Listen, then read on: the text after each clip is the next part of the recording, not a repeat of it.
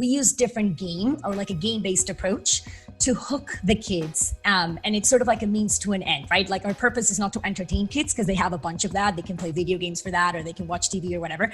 But what we do is we create games with the sort of problems that we want kids to be solving, and they're real problems.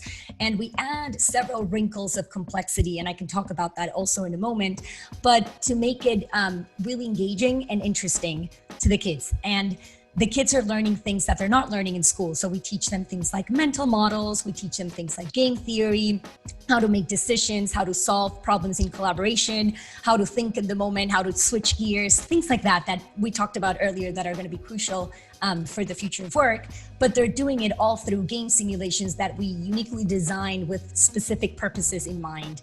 And the kids are all over these games. Like, it's incredible, the levels of engagement, and it's all done online. And the biggest thing that we hear from parents is like, wow, if you compare this lesson to another online lesson that our kids are now going through, the kids in a regular online lesson, they're very passive, they're bored, they're not active, they're sort of like looking. But when they're in synthesis, because it's a game and because they're so into it, like they're at the edge of their seats and they can't contain themselves, and they're very active even though they're sitting down in front of a computer. That to me was just incredible. And so this word gamification, right? You hear it a lot, like we've seen it everywhere, but there's a difference between making a game that's designed to teach you something, and grabbing something in school and just try to pointify it or add points or add like a little reward, and then you call that gamification. That's not really gamification. What you're doing is you're having kids do exactly what you wanted them to do, and you're adding points or adding levels. It's not built from the ground up with the dynamics of the game.